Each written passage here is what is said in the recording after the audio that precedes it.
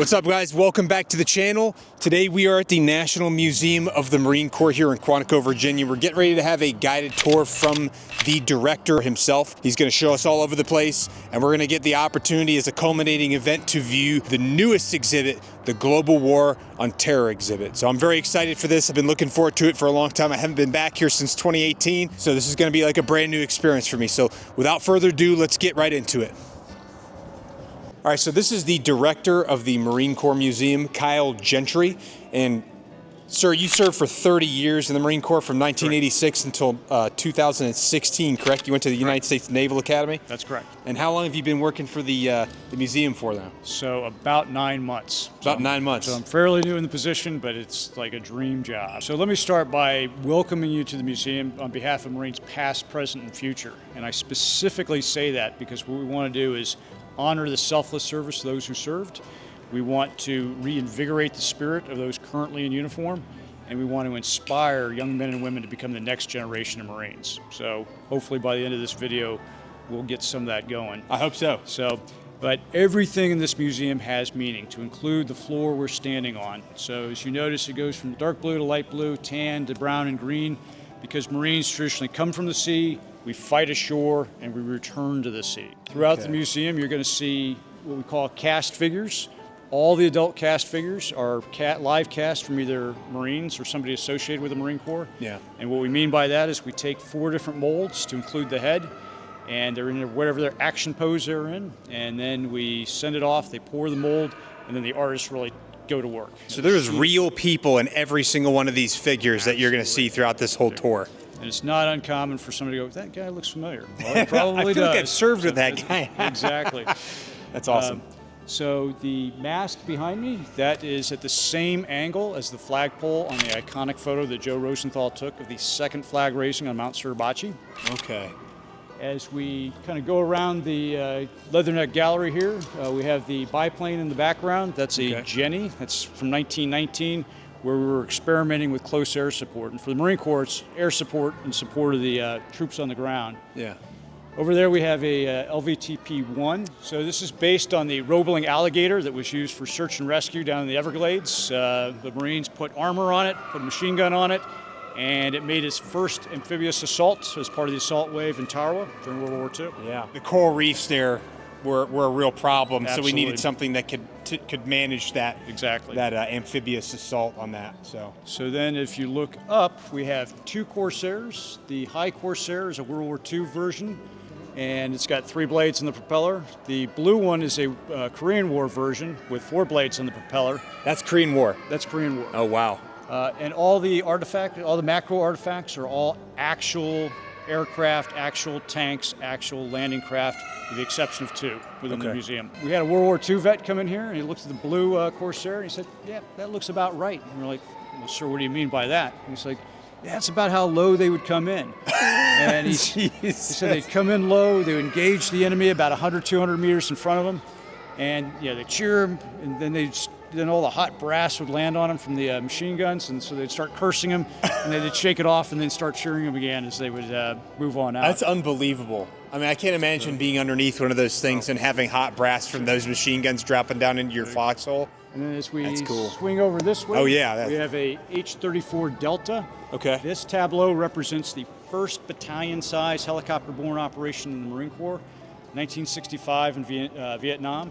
Okay. Fun fact, it was originally named Operation Satellite, but the clerk typist made a little bit of a mistake, and showing flexibility, when the colonel got the op order, he said, well, I guess we're doing Operation Starlight now. Oh, they misspelled it. They misspelled it. So that's funny. And then above the H-34, we have the AV-8B Harrier jump jet. That gave the Marine Corps for the first time the ability to vertically take off and land with a jet. What that does is allows us to move ammunition and fuel closer to the front lines so that the aircraft doesn't have to go all the way back to a ship or an established airfield to refuel and get back into the fight. They're out of service now, but the Marine Corps has fielded the F-35 Bravo with a similar capability. Which is capable of vertical takeoff, landing, Check. And then that is a beautiful aircraft as well, the 35s. So Awesome. Well, where are we going first here? So we're a museum built and around, Okay. But we will start with making Marines. It really starts with who we attract in the Marine Corps. Okay. So whereas the other services kind of offer, hey, we can educate you, we can give you some job training, experience, the Marine Corps turns it around and says, do you have what it takes to be a United States Marine? And then for me, it's actually the Marine riding the Jaguar backwards. Travel, adventure, answer. Join the Marines. Was that during the Banana Wars? That was the Banana Wars. Before my time, but that resonates with me for sure. Resonates with me too, riding on a Jaguar with a bayonet mounted on your rifle. Once we attract these high-quality young men and women, we send them off to one of the 2 recruit depots, either Parris Island, South Carolina, or San Diego, California. We bring them in in the dead of night, when their biorhythms are as low as possible, and we politely ask them to get off the bus and stand on the yellow footprints. Yeah. And you'll notice with the yellow footprints, once their feet are on there, they're at a 45-degree angle, which is the correct position for attention. So the second a Marine or a recruit gets off the bus, they're already being trained as United States Marines. Immediately. And then as we look behind us, we see that what we do is we give them probably the fastest haircut they'll ever get in their life. And remove that last bit of individuality. Yeah. And we basically take all their stuff and issue them everything from tennis shoes to underwear to uniforms and whatnot, so everybody starts at a baseline. Yeah. All Marines go to one of the 2 boot camps, which are very similar. Marines who go to the 2 boot camps won't agree on that. Sure. But, yeah, I know. And then Hollywood Marines, Hollywood and then Marines Parris Island. Yeah. Exactly. The Marine Corps boot camp is the longest boot camp of any of the services. We focus on several things: physical conditioning, as you may expect. Yeah. Close order drill, obedience to orders, a good way to move people around.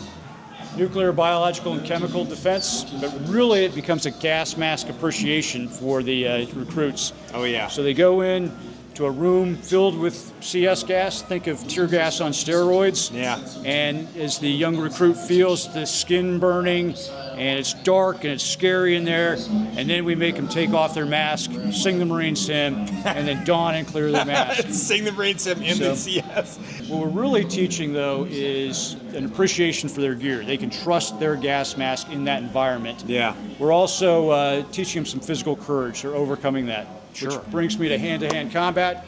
As you expect, Marines learn this. Surprisingly, there are young Americans that don't get in fights growing up. Yeah. I got in, my share of them. Sure. But this way, we want to make sure every Marine can give a punch and take a punch. We are naval in nature. We talked about coming from the sea, fighting ashore. So swimming is important, but we're not talking backstroke, side stroke. We're talking, no kidding, combat water survival. So one of the events is in a helmet, flak jacket, pack, and dummy rifle, jump off a 10-meter platform, and then hopefully bob back up. Hopefully you did a good job waterproofing your pack, rifle on top, and move ashore. Yeah. Marine Corps history. This year we turned 250 years old. 250 years old this year, boys and girls. So this whole building is dedicated to Marine Corps history, so you'll see more of that here real soon. Yeah. Inspections are expected to have good attention to detail, wear our uniforms properly, all that sort of stuff. But I really want to focus on marksmanship. Every Marine's a rifleman. Marksmanship has been part of our training since day one, whether it's firing muskets aboard ship or, for instance, during World War I, Marines got out of the trenches, assumed good positions on the parapet, and started engaging Germans at 500 meters. And the Germans were like, wait a minute, this is supposed to be a 100, 200 meter fight. Yeah. And, but every Marine's expected to be able to hit a man-sized target at 500 meters. That was one of the things that I remember that a lot of the generals were talking about was our advantage that we had over the enemy was the fact that we were trained marksmen. Absolutely. We had the best marksmen on the planet, and they're like, no, we'll be fine. We got really everybody's extremely proficient in rifle precision. So. Absolutely. Yeah. So let's talk a little bit of history. By resolution of the Continental Congress, we were on 10 November 1775, they resolved to raise 2 battalions of Marines. Fun fact, those 2 battalions actually weren't raised. They were supposed to be transferred from the Continental Army over. Washington didn't want to give up the troops. Oh. So we did the next best thing. We went to a bar and started recruiting in Tun Tavern. Right out of a bar. Right out. That's very stereotypical, I know. Marines in those days really had three missions. One, as part of the ship-to-ship engagement, they would engage the enemy with muskets or cannon fire, and if they were going to board the ship, they would be part of the boarding party. They also would be part of landing parties, so ship to shore, but also, interestingly, they were there to keep the sailors from mutinying against the officers. And it was a real thing. In fact, even John Paul Jones had Marines suppress a mutiny when he was commander of the Ranger and then later the Bonhomme Richard. So the first artifact I'm going to point out is Archibald Henderson's ceremonial sword, but probably more importantly is an early version of the Mameluke. So this is probably the oldest serving weapon in the United States inventory. Marine officers still carry these to this day. Is that what the color of the old Continental Marines uniform was? A little bit after that. So this is about 1830, 1840s. Oh, okay, so this is a little bit later on. I like how it's green, though. A lot of people don't realize that the uniform used to be green, I think, back in even the Continental times, correct? So Ish. Really, the challenge was early uniforms borrowing from the Army or what was available. Yeah. So whatever they had. We didn't really it wasn't as Marine-ish as you would think back in the day. This is the head of a sledgehammer that was used to breach the armory there at Harper's Ferry. Oh, wow. So John Brown, as you know, seized Harper's Ferry as an abolitionist. The first troops to respond, were from the Marine barracks. So Israel Green was the officer of the day, and so he was told to rally all available Marines, and so they started proceeding to Harper's Ferry. They wanted a more senior officer to take overall charge, so they grabbed a colonel by the name of Robert E. Lee to lead it. Interesting. There just happened to be an officer by the name of Jeb Stuart who was trying to sell the Army on a new saddle. And he said, hey, can I come along? So he came along. So we had Robert E. Lee, Jeb Stuart, and Israel Green in his haste brought his ceremonial sword instead of his fighting sword. And as a result, when one of his Marines was killed, and partly in anger, as he went to engage the perpetrator, he actually broke his sword. Oh, God. We actually have a portrait of Israel Green in our collection. It's in storage right now. Yeah. But we got it. He was in his Marine blue uniform and all that sort of stuff. And in the 70s, we sent it out to be restored. And the art restorer was like, hey, there's something underneath here. Do you want me to take it down? And the art curator at the time said, well, yeah. Well, I took it all in. Underneath that blue uniform was the gray and a CSA. Because during the Civil War, he went to the Confederate side. Oh. And, oh, by the way, was never allowed back into the U.S. Marine Corps. No. I imagine not. So that's crazy. I didn't realize. So it was underneath it the whole time. Underneath the whole time. Wild. So probably one of the more famous Marines is Corporal John Mackey here. Oh, yes. He was aboard the USS Galena, which was a ironclad. It was not a very good ship. The Confederates engaged it, heavy casualties. He was able to rally the troops and basically snatch victory from defeat. And for his actions that day, he was the first Marine to be awarded the Medal of Honor. Corporal John Mackey. If you have a good conduct medal, the face on that good conduct medal is this guy right here, Corporal John Mackey, first Medal of Honor recipient in the Marine Corps. These are earlier models, both Confederate and U.S. Some of the rifled muskets early on, as the technology was going from smoothbore to a kind of a rifled. These are rifled. These are rifled. Oh, yes. okay. Yep. But they're still black powder. Yes. Okay. Yes. So we're going to fast forward to 1900, Okay. and so to China, and when the Boxers were the insurgents of the time. They basically put a lot of pressure on the legation. By legation, I mean all the embassies there. Yeah. And so the Marines were deployed as part of a multinational force to defend the legation. And so the Boxers were so-called Boxers because their martial arts looked like they were boxing. And so Interesting. During that period, there was a young private by the name of Dan Daly. Oh, yes. Who, at one point, the bulk of the force went to help a relief force, and they left Dan Daly to guard one section of the wall by himself. through the course of the night, they could hear the rifle fire reach a crescendo and then basically taper off. Fully expecting to find a very dead Dan Daly the next morning, they arrived on the scene only to find Dan Daly and a very alive Dan Daly and a lot of dead boxers. Yeah. For his actions that night, he received his first of 2 Medals of Honor. And he is, as many know, one of 2 Marines that received 2 Medals of Honor. Dan Daly's also a very well-known individual for his actions and the things that he said specifically at the Battle of Belleau Wood, which we'll get to later on in this, which I'm very excited to talk about because that's one of my most favorite parts of Marine Corps history is World War I history. So we'll get there eventually. Last thing I'll point out here is this Winchester Lee rifle. It's beautiful. That rifle, in fact, you can see a good conduct medal right below it. Yeah. The part of the suspension bar is modeled after that rifle. That's cool. The suspension bar on the good conduct medal, on this one or on all good? Okay, so on all good conduct medals is that rifle. Yes. That is freaking cool. I wouldn't mind having one of those to put over my fireplace at the house, you know what I mean? Nor would I. The film here depicts the Marines at Belleau Wood. And keep in mind, before Belleau Wood, the Marines fought in smaller formations. And so in World War I, now they're fighting in regimental size units. So we've got 5th and 6th Marines as part of the 2nd Division commanded by General Lejeune. And note, I did not say Marine Division. It was the 2nd Division because it was both an Army and Marine Division. It was a joint venture, yeah. The first major battle was Belleau Wood. Prior to Belleau Wood, in the previous 143 years of our history, we had lost something over 325 Marines killed in action. Total. The first day of Belleau Wood, we would lose more Marines than that.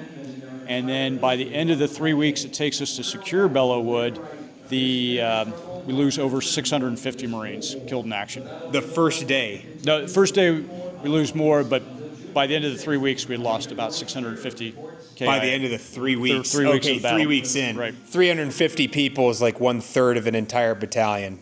Check. So if you put that in perspective, that's pretty crazy to think about. So this is our first immersive here in the museum because what we want to try to do is draw the visitor in to experience what Marines experience. In this case, it's combat across the wheat field. So is that what the traditional uniforms would have looked like back then? That's the uniform at the time. This is the platoon commander. You'll notice that he is positioning himself where he can best command and control his Marines, and he's placing himself in danger because that's what Marine leaders do. Yeah.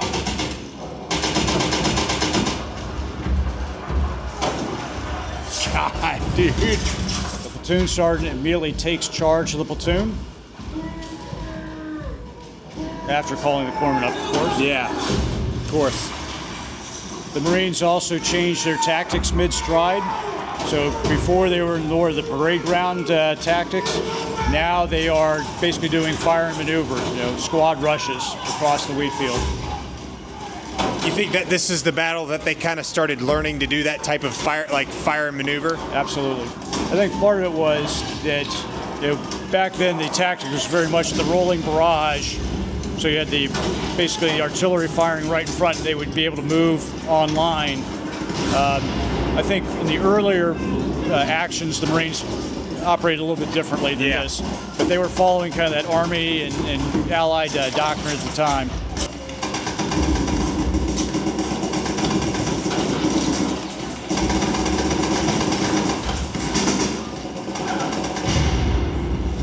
So it's important to note because the Marines have trained so well together that they've developed implicit communications, and so all the platoon sergeant needs to do is bark a few commands, a few hand-arm signals, flank right, flank left, cover me, and the Marines know exactly what to do. Now a little behind the scenes here is this was actually filmed at a wheat field here in Virginia. No kidding. I have seen photos from this perspective of Belleau Wood, and it's amazing how closely the wheat field and the tree line align up to the actual battlefield. We originally had Marines out there as technical advisors, but the actors were goobing it up so bad, so all the Marines are played by Marines. That is awesome. I'm sure they were more than happy to be a part of that. Yeah, I think the only actors are the corpsmen and the Germans. Okay, So, that's funny. on it by the name of Floyd Gibbons. He was shot 3 times during the action. Jesus. They thought he was dead, so his dispatches weren't being censored. Yeah. And so he's writing about Marines. Meanwhile, all the Army embedded correspondents are being censored. And so back home, all they're hearing is the Marines are winning. The Marines are doing all these great things. So we owe a lot of our early propaganda to Floyd Gibbons. Because he wasn't passing word. Because he was. That's funny.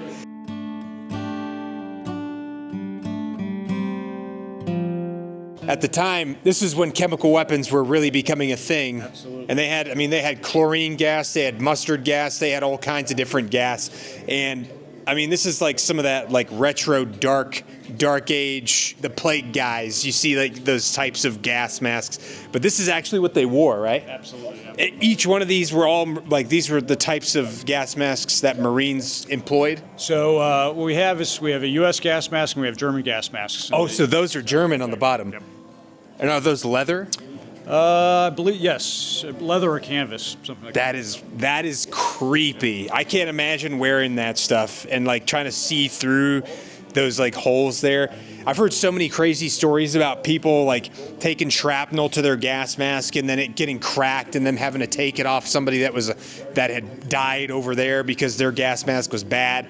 I mean, it was that what a brutal experience. I can't even, It's hard enough to operate with today's gas masks. So yeah, I can't imagine back then, yeah. Throughout the galleries, we have what we call weapons of war. Yeah. So on the left side, we have U.S. weapons. On the right side, we'll have the enemy weapons. In this case, it's U.S. and Germans. The one I will point out is number 7. That's the model 1911 Colt 45. There we go. Adopted by the Navy and the Marine Corps in 1913. And fun fact, when I first qualified and the first pistol issued to me was a 1911A1. You get to qualify with a 1911? So I'm jealous. the return on investment on that particular pistol is incredible. Oh yeah, So- that's the first pistol I ever purchased was a 1911. Not that specific Right. model, but a 1911 nonetheless. And what is this number 4? So number 4 is the Shout Shot. It's a French machine gun. Oh, okay. By all accounts, not a very good machine gun. No. So Yeah, but if you look at the shotgun right there, that's number 2, the model 1897 Winchester shotgun. Super valuable in the trenches, obviously, because you're close quarters, and guys would be storming in there with those shotguns, and that would kind of handle business when you're so close to people that it's hard to kind of like get eyes on things. You could just get a spread going down a trench, and you're not going to miss. You know what I mean? real deal, except for 2, and Okay. this is one of the 2. This aircraft just doesn't exist to restore. So this is actually a model or a replica of that aircraft. Oh, because all of the World War I aircraft, there's just none left. You can imagine because they're cloth and wood, and they just didn't survive time. That makes sense. So if you ever get stationed in Camp Lejeune and you're in 6th Marines, or if you get stationed in Camp Pendleton and you go to 5th Marines, you get to wear one with your dress blue uniform and also service alphas, I believe, correct? Check. Yeah. So that's why you see the Indian head. That's a very common theme across Lejeune. That's just like known as the 6th Marines Indian head. Obviously, 5th Marines is known for like retreat hell, which Dan Daly, that was the thing Dan Daly became famous for when he was in Belleau Wood. He said, "Retreat hell, we just got here." Between the First World War and the Second World War, we refer to as the interwar period. Okay. And that's when we were really experimenting with amphibious assault tactics, techniques, and equipment. We were working with aircraft, close air support, and that sort of thing. Yeah. General Krulak, Victor Krulak, Yes. first to fight, he actually went to China to observe Japanese operations against the Chinese. And in his 1937 report, which is over at our history division, by the way, Okay. there are photographs in there of Japanese landing craft that look an awful lot like the landing craft we used against the Japanese several years later. No kidding. So we are all about stealing good ideas. What I want to point out here is you have a wounded Marine on the stretcher here, But the individual that is giving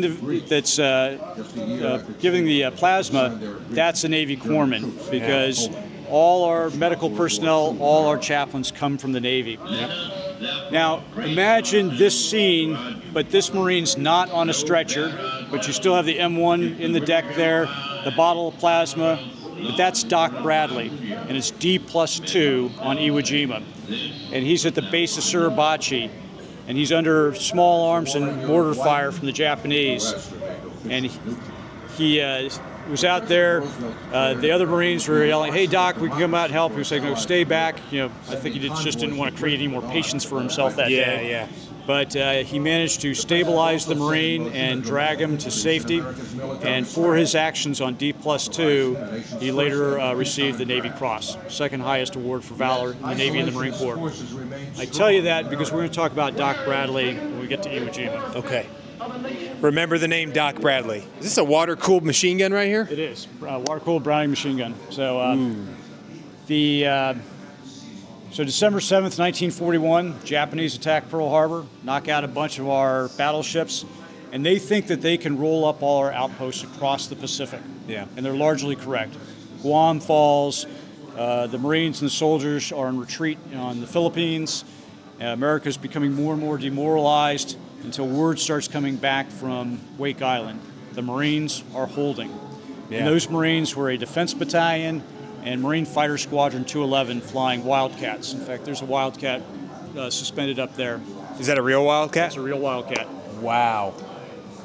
That's awesome.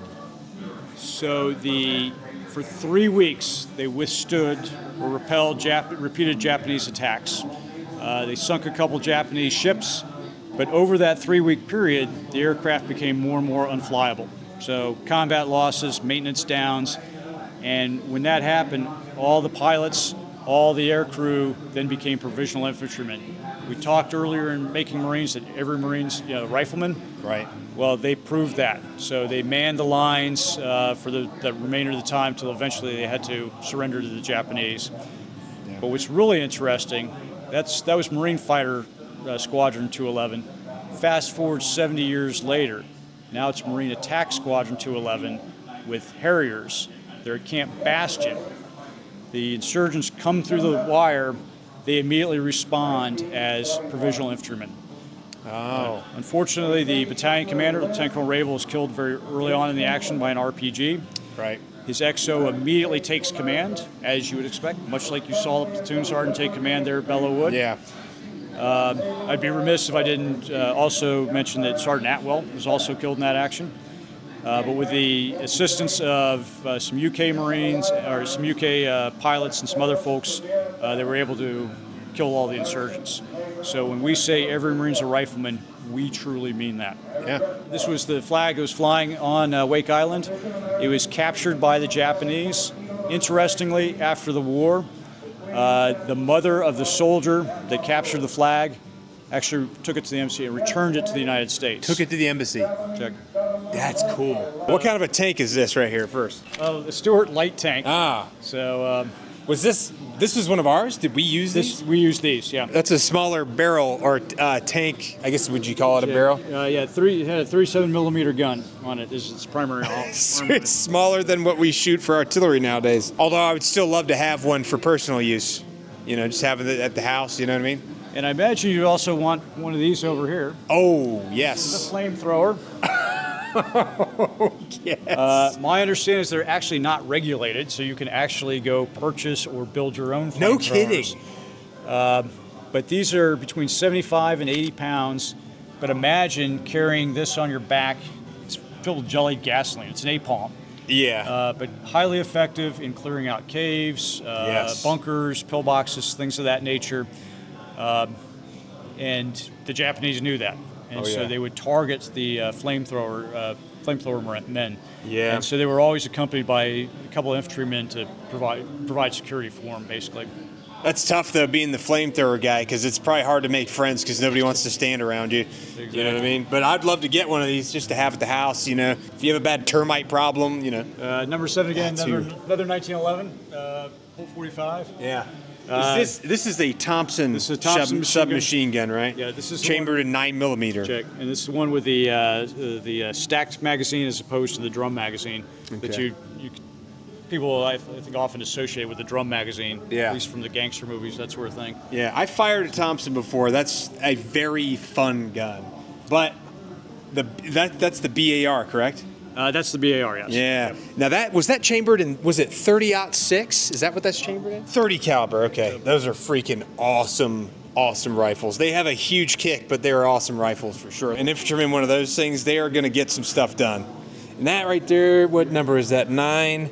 That looks like a 30 cal machine gun, I want to say. Yeah, 30 cal. M1919A4 30 caliber Browning machine gun. And it's interesting because it's very similar in design to the M2 machine gun as well. Almost all Marine Corps action occurred in the Pacific. Colonel Ortiz, Peter Ortiz, is kind of an exception to the rule. Before the war, before he joined the Marine Corps, he was a member of the French Foreign Legion, so he could speak French. Wow. So he was seconded to the Office of Strategic Services, the OSS, that later became the CIA. But he was at the OSS. OSS, yep. And he was a colonel in the United States Marine Corps. Dang. And he also was part of a Jedburgh team. So the Jedburghs were a three-man team, multinational, so it was typically either U.S. or U.K., French and Dutch were the different components of it. But they would jump behind enemy lines. For anybody who wants to get a sense of what combat is like, I highly recommend reading With the Old Breed by Eugene Sledge. It's a great book. I read that as a young man, and it really opened my eyes. Different kind of fight than what I encountered later, but when he talks about the stress of combat and all that sort of stuff, he really brings it to life. So he wrote a book called, like he was saying, the With the Old Breed, and highly encourage you to read it. It recounts all of his stories from what he experienced on Peleliu and also the Battle of Okinawa that I believe he was on both of those. So would highly encourage you to check that out. What kind of a tank is this? This is a Sherman tank. Sherman, okay. Yeah. They later modified them and they used them on Iwo Jima with flame tanks. Oh yeah, that's right. They had the flame tank. So they got what looks like a 30 cal machine gun in the front. Yep. I would say probably 100, maybe 120 millimeter main cannon. Oh, I was wrong. 75 millimeter. So still relatively small, but keeping in mind, it's operating, in the jungles and the Pacific Islands, that sort of thing. So. And a 50 cal on the top. Got a tank phone in the back, so if you're the grunts on the ground, you can talk to the tank commander in there, be like, "Hey man, I need you to shoot that rock over there or something, or shoot that bunker over there." Yep. Yeah, it's they've had these things, tank phones on tanks, even up into Iraq. You could run up to the back of an Abrams and they got a tank phone right there. Hit him up, talk to him, be like, "Hey, I need you to blow that orange building up," or whatever, On Iwo Jima, the Japanese had 2 airfields built, and they were working on a third. They had intercept fighters there, they had radar, they had communications with mainland Japan. And so what that was doing is it was interdicting our B-29 superfortresses that were making runs on mainland Japan. And so we thought this was going to be the second to the last battle. Yeah. So we thought it was going to be Iwo Jima, Okinawa, and then mainland Japan. As it turns out, with the dropping of the 2 atomic bombs, we didn't have to invade the mainland, fortunately. Yeah, very fortunately. But this island is about 5 miles tall, 2.5 miles wide. And keep that in mind when we talk later about just how much action occurred there. Yeah. This was different than the other Pacific Islands because the Japanese took great pains to expand the existing cave structure, tunnels, built a lot of bunkers, pillboxes, that sort of thing. Yeah. The Marines landed on the beach, so you see the beaches here. This gives you a sense, many Marines have sand from Iwo Jima, but it's this black volcanic sand that where you'd sink into it to ankle, kind of mid-calf in some cases. So imagine coming off the landing craft, under fire, trying to move up a beach. Crazy. The 2nd Battalion, 28th Marines, Combat Team 228, landed at Green Beach. Their mission was to secure Mount Suribachi. Mount Suribachi is the key terrain for Iwo Jima. It's a dormant volcano. It's about 550 feet tall. And you can see the entire island from up there. You can see the entire island from Yeah. there. And I'll show you a picture in a second that kind of really makes that crystal clear. Yeah. Before I show you the iconic photo, I'm going to show you my favorite photo Okay. from Iwo Jima. So you have a dog handler who's catching a little bit of sleep there when he can in a shell hole, but his Doberman pincher remains on alert. So I didn't know we had Doberman pinchers for our dogs back then. So Interesting. I defy any dog lover not to love that photo. I'm a fan. That photo there That's gives crazy, you a too. real sense of how key that terrain was. So this is a Marine looking south, and that's Suribachi in the background. That is like what I expect, like a no man's land type scenario to look like. It's like a lot of the tree line you're seeing in Ukraine right now. It's just complete devastation, flattened. Although there was probably not much growing on that island anyway because of the volcanic activity and things like that. But Everybody recognizes this photo. yeah, It was taken by Joe Rosenthal on 23 February 1945. But what some people don't know is that's not the first flag that was raised on Iwo Jima. yeah, that was a retake. So, Yeah, right? not quite. Not quite. So the plan was that Combat Team 228 had the mission of taking Suribachi. Even as early as Hawaii, before they embarked, that was part of their mission. They had trained to it. The adjutant actually brought a flag with him that they were going to plant at the top of Suribachi. The adjutant did. Adjutant did. Okay. So on D+4, conditions are set. They're ready to take it. They assign Lieutenant Schreier the mission. He's the XO of Easy Company 228. He's a combat veteran, former Raider. Oh, wow. And so he forms a 40-man patrol consisting of a lot of Marines and some sailors, corpsmen, and they start making their way up Suribachi. And it's deadly quiet. And for anybody who's been in combat, That'd be kind of unnerving. It is very unnerving. Because you're just waiting for the ball to drop. Just waiting. Yeah. They were accompanied by a combat photographer by the name of Staff Sergeant Lou Lowry, who also worked for the Leatherneck at the time, when the Leatherneck nice. was actually part of the Marine Corps. Oh, okay. It was an official part of the Marine Corps. It wasn't civilian ran at that time. Exactly. Yep. Okay. Not sure what was going to happen, so he actually had the Marines break out the flag, pass it around, so you could get at least a photo of it. You got Corporal Lindbergh, he's a flamethrower guy, he's there. Yeah. And so they get to the top of Suribachi, and it's still quiet. He sends part of the patrol left, part of the patrol right, finds a water pipe that's got some holes in it, and so they start affixing the flag. Here's Lieutenant Schreier here, affixing the flag. This is Lindbergh again. Yeah. And as they're getting ready to get the flag ready, this is Doc Bradley. We talked about him a little bit earlier. Yeah, Doc Bradley. That was awarded the Navy Cross for his actions on the beach. Check. Yeah. You can see he's got the medical bags here. That's going to be important when I talk about identifying flag raisers in a bit. Also, and you wouldn't know it unless you've seen a lot of the photos, this is Sergeant Hansen's helmet. You notice he didn't have a helmet cover on there for some reason. Yeah. That's him with his hand on the flag over there. Okay. So Lowry is taking photos, and when they actually raise the flag, he's changing his film pack. So we don't actually have a photo of the first flag raising. But he takes a lot of photos before and after. But what happens when that flag goes up is everything goes crazy. So the Marines on the beach start cheering. In fact, there's a Marine that says he looked up, saw the flag, got shot. So particularly memorable for him. Oh, geez. There are 800 ships in this operation, many times more than in the United States Navy today. All those ships' horns are going off. So imagine 800 like.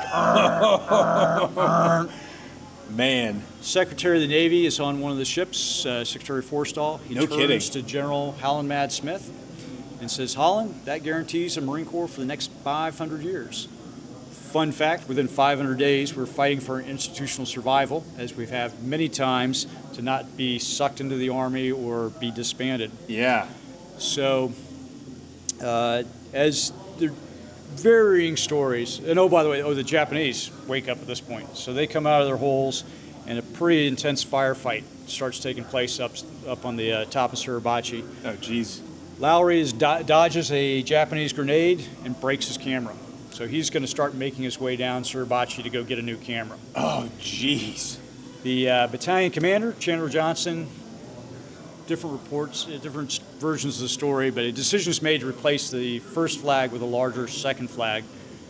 Part of the lore is Johnson's like, that flag belongs to this battalion, and we're not going to let the Secretary of the Navy get his hands on it, so we're going to replace it. Naturally. So the first flag is much smaller. Here's a photo of it. And in fact, we display it during the anniversary every year. So we break it out in February, and then we deinstall it. Do you guys have the possession of the original? We do. No kidding. So this is the first flag. This flag is that flag there. That is the flag in the iconic photo that everyone's seen in Time magazine, in every other magazine, every photo of that right there. That is unbelievable. There's so much history in that. That is so cool. I'm so glad that you guys have that. It is really our treasured artifact here. Yeah. So the decision was made, like I say, to replace the flag. Lieutenant Tuttle is sent over to one of the LSTs, and I can just imagine this conversation. Yeah. Hey, can I get a flag? Hey, Jarhead, why would I give you a flag? Well, if you give me a flag, it's going to replace the one up on Suribachi. Well, we just happen to have salvaged this holiday flag from Pearl Harbor. So he gives him this larger flag. From Pearl Harbor? From Pearl Harbor. Oh, that's cool. So Lieutenant Tuttle takes it back to the command post. Meanwhile, they want to run comm wire up to the top of Suribachi, so they call over to Easy Company. They form a patrol. Sergeant Strank grabs his 3 Marines from his squad, Corps Block, PFC Southsea, and PFC Hayes. They all get there. PFC Gagnon is the battalion runner. He's getting ready to take batteries up to the top of Suribachi. Instead, he's also given the flag.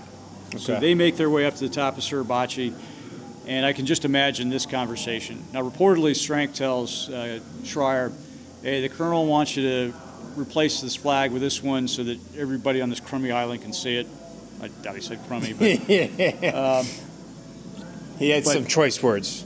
But I can imagine what's going through Lieutenant Schreier's head. It's like, yeah, I'm kind of busy now. You know, yeah. Got Japanese that we're fighting. Yeah, we're trying not to die. But Schreier's he's a savvy lieutenant, so he's like, hey, Sergeant, get that flag ready to go, but don't put it up till I tell you. Because his plan is that first flag comes down, second flag comes up, and nobody will know nobody will think for a second that the Japanese have retaken Suribachi. Okay.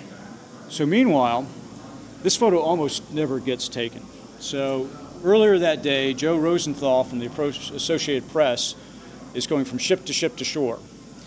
In part of his ship-to-ship transition, he almost falls into the ocean, almost loses his camera. Oh my God. He manages to keep it dry. He gets ashore. He joins up with Sergeant Bill Janoust and Private Campbell. In fact, we'll move over here. Yeah. So Rosenthal's got a speed graphic camera. Sergeant Janoust actually has an 8mm color camera. Oh, wow. So you can actually go on YouTube and see the color version of the raising of the flag on Iwo Jima. That's cool. So they're making their way up. As I mentioned earlier, Lowry's making his way down Suribachi, sees Janoust, hey, Bill, how's it going? They know each other. And he says, yeah, I got some photos of the flag raising. And at that point, Rosenthal is like, I'll just go somewhere else. So he starts to turn to go down, and Lowry says, well, no, it's worth going up there. The view is incredible. So it almost doesn't get taken for a second time. Jeez. So they get to the top. They see some Marines kind of struggling on the flag. Janoust takes a short burst of video and then stops to conserve his film. Here's an earlier photo. This is the first flag. There's Rosenthal. There's Janoust. That's Doc Bradley there. Once again, you can see his medical bags. Yeah. And so they're waiting, and then out of the corner of his eye, Rosenthal sees the flag go up, and he says, hey, Bill, there it goes. He whips up a speed graphic, snaps a photo, doesn't know what he's got. Takes some other photos of the Marines to include what we call the gung-ho photo here, where he basically just says, hey, Marines, just ham it up around the first flag. Yeah. Campbell decides he wants to capture the first flag coming down and the second flag going up. So that's his photo, which becomes really important later when we try to identify the flag raisers. Flags go up, nobody knows. We don't even know the exact time Yeah. that flag goes up. Because nobody wrote it down on paper and looked at their watch. And it's a replacement flag. Yeah. And it wouldn't even be famous if it weren't for that photograph. Yeah. I did read an account from one Marine who said he looked up later in the day. He said, "I swear that flag got bigger." So it did. Yeah, well, it did. So anyway, but keep in mind, this is a D+4. The battle rages for another 30 days. So that's not victory. That's just securing Suribachi. Jeez. So, but they're still fighting on the island for another month. Another month. Jeez. Exactly. So meanwhile, back in the States, they realized they got to raise a bunch of money for the invading Japan. And we've already defeated the Germans, so they think there's going to be this donor fatigue. Somebody gets the idea, hey, bring these guys back and have them sell war bonds. And so the word goes out. By now, Easy Company is on the Winged Arrow. They're in a Weetok. And I can just been Marine long enough. I know how this played out. First Sergeant Askalaskas goes down the berthing area. Hey, which of you mugs are in this photo? Yeah. Hey, Gagnon, you were in that photo? Because he was kind of identified early on as a flag raiser.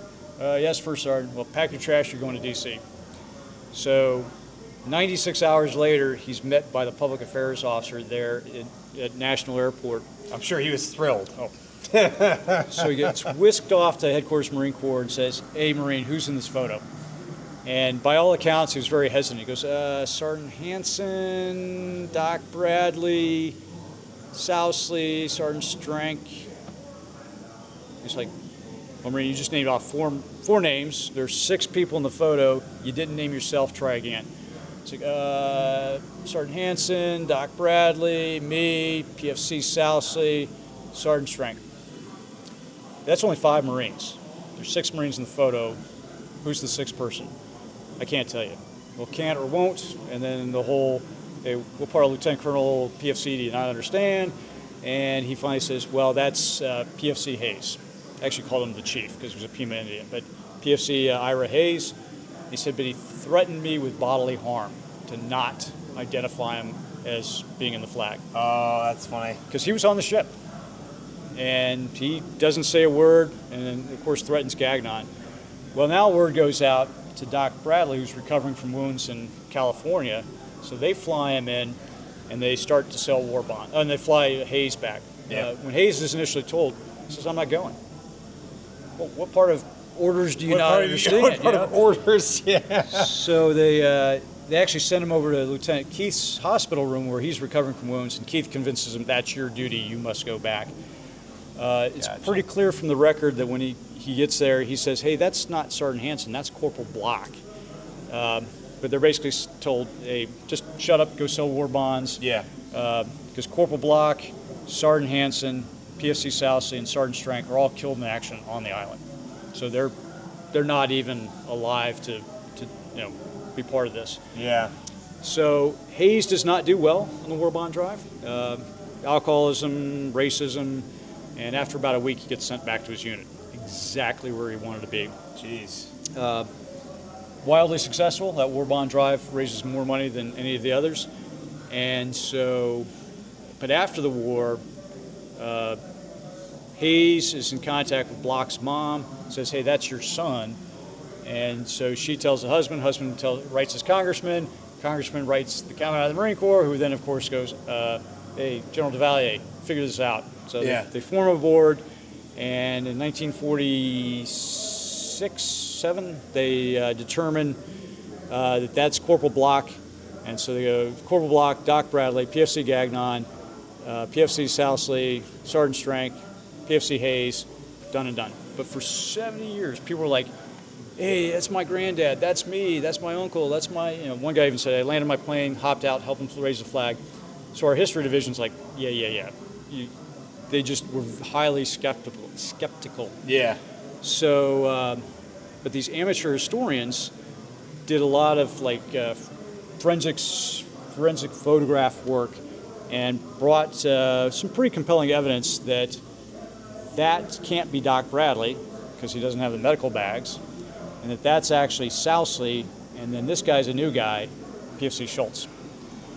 So the director of the history division, actually I was still on active duty, he comes to me and goes, hey, what do you think? I'm like, Charlie, I think they got something here. Yeah. What did we do last time? And I was like, well, they formed a board. I think we need to form a board. So formed a board. So kept block there. That became Southsea. Southsea moves up. Bradley's out of the stack. That's Schultz, the new guy, Hayes, and then Strank in the back. About a year later, these guys come back and go, well, we got a little more, did a little more analysis. Yeah. That's not Gagnon. I'm like, dude, you could have told us before. And I can tell you, the Commandant was none too happy to be readdressing this a year later. So sure enough, turns out that pretty compelling evidence that that's Corporal Keller in Gagnon's position. Keep in mind, Corporal Keller was on the ship. He never told his kids. He wrote his wife a letter on Japanese stationery from Iwo Jima saying he was a flag raiser, but never, like I say, told his kids. Never made a big deal of it. Schultz, who was recovering from wounds, marries very late in life. He doesn't mention it except in passing to his stepdaughter, and she says, well, Harold, you're a hero. He goes, nope, I'm just a Marine. So of the 3 surviving flag raisers, there are no kidding in this photo, Hayes threatens Gagnon with bodily harm. Keller remains quiet. Schultz remains quiet. So the question is why? Well, I think I know why. One, this was just a replacement flag. And so it was not a big deal to these guys at the time. Yeah. But the real reason is behind us. They served with these Marines. Every one of these EGAs, Eagle Globe and anchors, represents a Marine that was killed in action. Every anchor with USN represents a sailor killed in action. There's even a Coast Guardsman memorialized here. A Coast Guardsman died at Iwo Jima. And if people were wondering why, they were often the coxswains of the landing craft. Yeah. And so he somehow ended up ashore and was killed with some other Marines by mortar fire. There are nearly 6,000 EGAs here. So there's no way they wanted to be lionized for putting up a replacement flag when so many Marines, sailors, and the Coast Guardsmen had paid the ultimate sacrifice. Yeah, I can understand. Back in the time, the tactical radios weren't covered. They weren't, and so They weren't in crypto. So if you had to send something sensitive, you'd take your grid position and you'd shackle it, you'd encrypt it, send the encrypted grid coordinate across. Then the other person would have to, write it down, decrypt it. It was slow. It was prone analog. To error. It was very analog. Yeah. And so, we actually used Native Americans during World War I. The Army had too. But we then tapped into the Navajo Nation. Yeah. And so we recruited initially about 40 Navajo Marines to be, and we sent them to boot camp too. And it was important to us that they get trained as Marines, not just brought in just to be code talkers. But keep in mind the Navajo language, which is really only spoken by the Navajo. Yeah. And so Nobody could crack that code. Nobody could crack it. No. But the Navajo didn't have words for like hand grenades and tanks and battleships. So they used substitution. So it's one of the techniques. So a potato represented a grenade. A turtle represented a tank. A whale represented a battleship. And then they actually then had a phonetic alphabet. So the word for bear was B, bravo.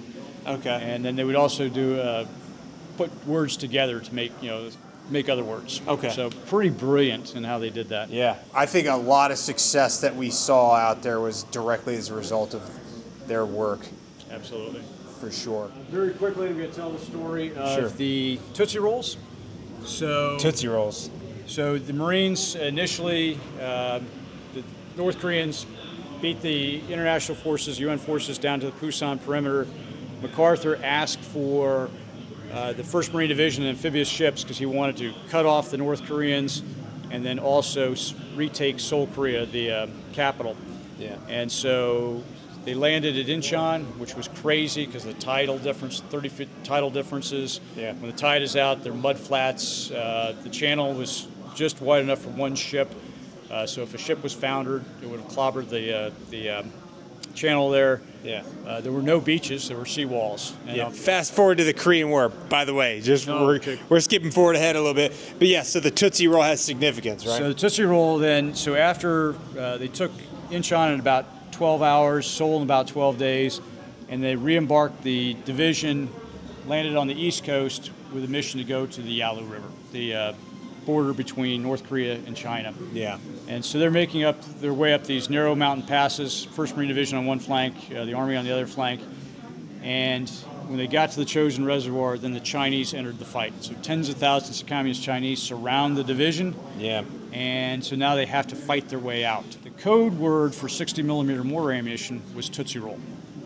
Interesting. And so they called for a resupply of mortars, and when it got back to the supply section, the warehouseman looked by. The Tootsie Roll Candy Company had sent pallets and pallets of Tootsie Rolls out. Pallets. And so they were like, well, the Marines want Tootsie Rolls, so they airdropped Tootsie Rolls into the Chosin Reservoir, and that's all these guys, many of these guys ate for like 6 days. Oh my God, well, I guess it's a good thing they did drop some in, huh? And I verified this with several of the chosen few, those Marines that survived the battle. Also, it was handy for repairing things, so get it malleable, plug a bullet hole, freeze over, and make a good seal. God, that's crazy to think of. So plugging bullet holes with Tootsie Rolls. This is where we were at that point, yeah. I am convinced that probably saved more lives than actual ammunition. It's possible. Also, by the way, a very good book if you ever want to look into it. It's called The Last Stand of Fox Company. It talks about everything that happened at the Chosin Reservoir with Fox Company and the things that they saw there, it is an unbelievable book. Highly recommend looking into it. I did mention that there were no beaches there, just seawalls. So this is the landing at Incheon. You can imagine the challenge of that. In some cases, we had ladders to scale the seawall. That right there is a famous Incheon landing photo. You see that all over the place. If you type in Incheon landing on Google, that's probably one of the first photos you're going to see that pops up. And that's Lieutenant Baldemaro Lopez. Moments after that photo was taken, he jumps on a grenade and saves his fellow Marines. That's what I heard. And later receives the Medal of Honor for his actions. Posthumous, yeah.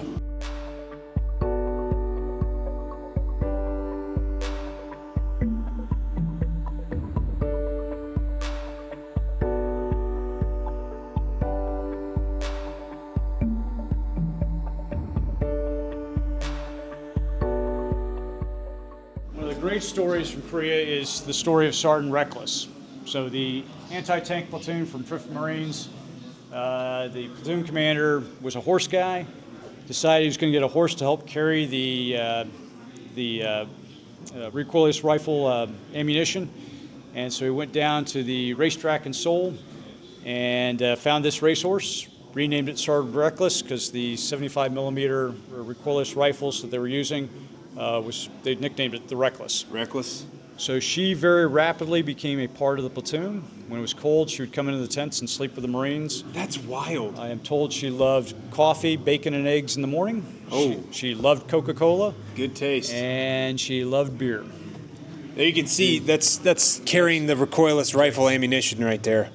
And she was so smart that she could be led on one trip and then to go on her own afterwards. No kidding. So she would carry ammunition up to the front lines and then sometimes wounded Marines back.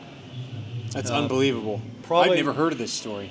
Probably the biggest moment for her was when we were retaking combat outpost Vegas. And she made 51 trips. And the hill was so steep she would have to take a running start to get up. And by the end, she was, by all accounts, just exhausted, but she kept going. Yeah. And that's unbelievable. I'd never heard of this story. That's cool. So the story gets better. Oh. Instead of leaving her in Korea, the Marines figure out how to commercially ship her back of to course Pendleton. they did, of course. So she lived out the rest of her life at Camp Pendleton. Good for her. She would often review parades. I wish I had this ability. She could actually fall asleep standing up when she was reviewing parades. The order was nothing heavier than a horse blanket would ever be put on her back again. That's cool. And she actually had 4 colts. Did she? She gave birth to 4 horses. I'm not a horse guy, but 4 horses. 4 horses. And do we know where those horses ended up? 3 of them. The 2 of them lived a normal life. 1 died a little bit young. She's buried at Camp Pendleton at the base stables. That's cool. What a story. And she's also a Dickin Medal recipient. So the People's Dispensary for Sick Animals in the UK actually award. It's like a Medal of Honor for animals? For war animals. There it is, right there. That's it, right there. And so for gallantry. She is one of 2 Dickin Medal recipients that we recognize here in the museum. After the kind of mobile part early in the war, it basically things stabilized there at the 38th parallel, still where the DMZ is today. Yeah. But it became more like trench warfare, so something more akin to World War I than what we would kind of expect of kind of modern mobile combat. Yeah, at the 38th parallel or thereabouts. Yep. Yeah. So you can divide the Vietnam conflict either by time, and this is oversimplified, but Sure. by advising combat operations and advising at the tail end. But you can also divide it geographically. So from Da Nang on south with 1st Marine Division, fighting a much smaller unit action, and then from Da Nang north with the 3rd Marine Division, fighting the larger actions. One of our programs was the Combined Action Program that really proved to be successful. We would embed a Marine squad with a sergeant squad leader and a corpsman. They would build trust and build the security capacity of that village. Challenge was it took a long time, obviously, to build trust and whatnot. Yeah. But no village that had a cap platoon in it was ever, or squad was ever retaken by the enemy. General Westmoreland, the Army officer in charge of all operations, did not like this. It was too slow. He was looking for that big set-piece battle. And so when the Marines asked for additional Marines to man the CAP program and do other operations, he said, no, you have to stick with the overall CAP. Yeah. So we were having to take the CAP in terms of capital personnel. So to maintain this program, we had to take it out of hide. Fair enough. Marines are expeditionary by nature, so at one point General Krulak, still Victor Krulak at this point, Right. Says to General Westmoreland, hey, I can build an airfield, be fully functional in 30 days. He was wrong. It took him about 26 days. But we were standing on some of the material that was used to make the runway. No kidding. It allowed them to be fully operational and the ability to do short takeoff and landing operations. So you see a resting gear here similar to what you would see on a aircraft carrier. Okay. So you see a short, very rapid takeoff, and then the ability to use a short runway to use the cable to catch the resting cable. To slow it You down. said this was in Da Nang? This is near Da Nang. I'm not sure if this is Near Da Nang or not. Da Nang? Yeah. The Vietnamese would dig tunnels underneath the villages. Right. Not just in reaction to us. Keep in mind, they had been at war since the 40s, fighting the Chinese, the Japanese, and on. So the technique we would use, if we found a hole, we would drop either CS or smoke grenades there to see where it would come out so we could identify other egress points. Oh, yeah, because you can see, like, maybe there's air holes coming up Exactly. in different places, yeah. And if you were unlucky enough to be a Marine of a smaller stature, you would end up getting the job of being a tunnel rat. Oh, no. So armed with a .45 caliber or Colt 45 pistol and a flashlight, you would go in and try to find the enemy. That would be an absolutely terrifying job. I would not, and you're in the dark, pitch black, you can't see anything. So here's the Vietnamese version of IEDs, so booby traps. So these are punji sticks. Basically, it is sharpened bamboo that's been fire hardened, put under cover, covered with human excrement, because the goal is not to kill a Marine, but is to wound a Marine. Yeah. So then it takes 2 other Marines to pull that wounded Marine out. Yeah. These were so sharp that once the jungle boots got a little bit of wear on them and became a little softer, these could actually puncture the bottom of the boot. Oh, my God. This is an ontos. Ontos is a Greek word for thing. Really? It is 6 106 millimeter recoilless rifles strapped to this thing. It's got a 50 caliber spotting rifle on it, so you can use a 50 caliber round to see where your target is. Once again, you see the corpsman as a combat multiplier, dealing with a small child there. Yeah. Even in the heat of battle, they're at way. Yeah, taking care of not only Marines and sailors, but also the local populace as well. Actually, when we crossed over here, we went from basically the 1st Marine Division battle space to the 3rd Marine Division battle space. So Quezon was the bid to create a set-piece battle. Yeah. So large concentration of Marines with fire bases around Quezon. It never materialized into that large set-piece battle. But what we're going to do is we're going to go out the back of the CH-46 and we'll be at the fire base at Hill 881 South. A good friend of mine really likes this patch. Her husband, or at the time husband, and a lot of friends of hers wore this patch later on down the road. So you will know who I'm talking about when you see this video. But yeah, you just have to give a you know what.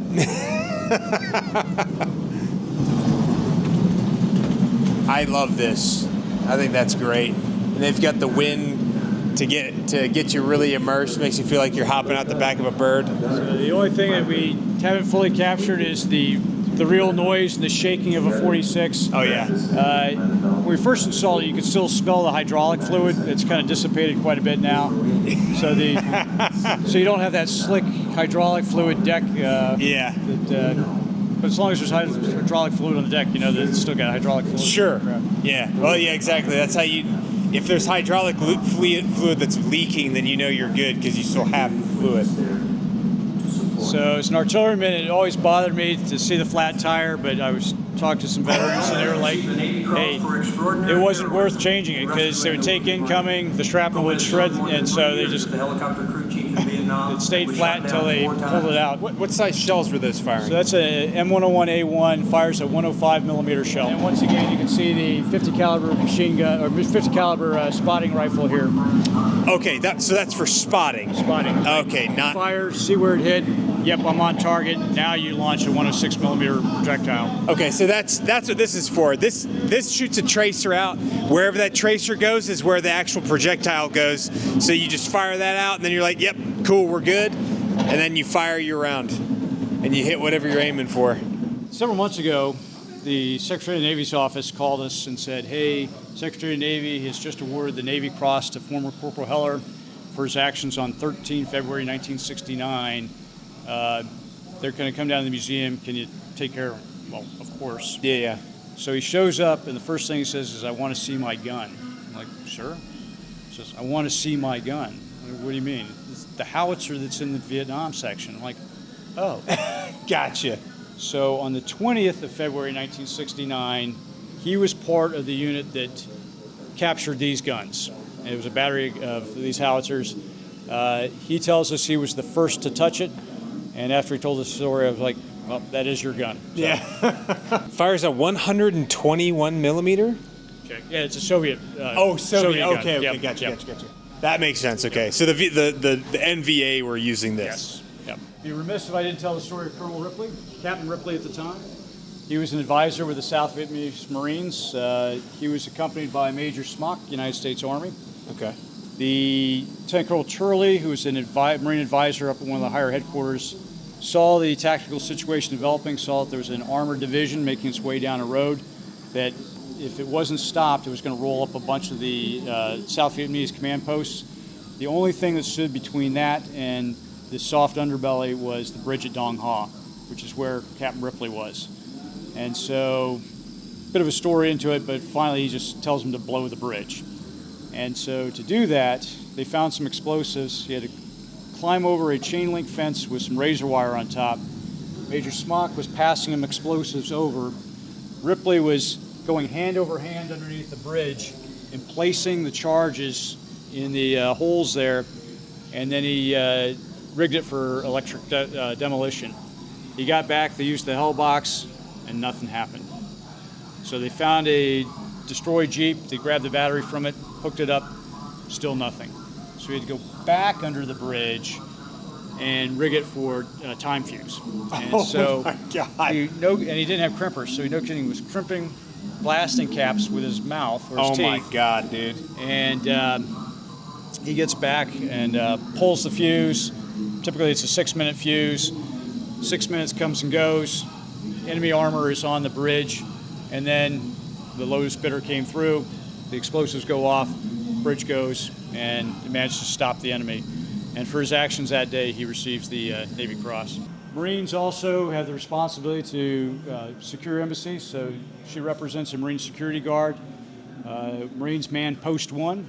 That's where the visitors to an embassy first encounter an American. So the first person they see is a United States Marine. So we just opened these 2 new galleries back in October. This picks up the story in 1976. We were engaged in the Cold War, so you see the Americans and the Soviets there in the grand chessboard.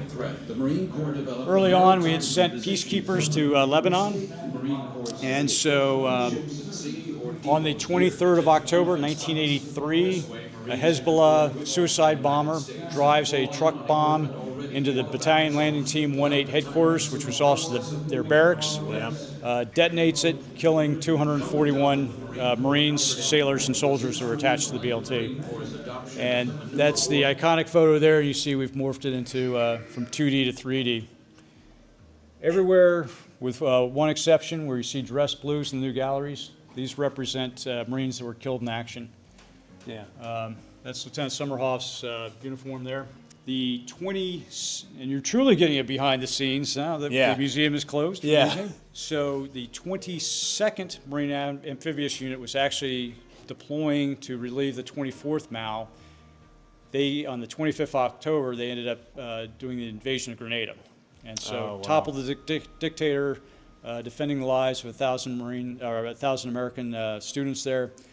And so it just gives you a sense, and they did it with 30 hours of notice. Yeah. So what year was that? 1983. 1983. You know what's crazy is people used to go on vacation. My grandparents used to go on vacation in Grenada. Oh, wow. Before that, Yep. like before that whole thing happens. It's very interesting how so many things change over the years. So this brings us to Desert Storm. So this M1908 155 millimeter howitzer fired the first round in the ground offensive from Fox Battery, 2nd Battalion, 12th Marines. Fun fact, that was my first battery. No kidding. But I'd already left the battery by then, unfortunately. Is there a reason it says "Damn Yankees" on the side of the? That's just what they named their howitzer.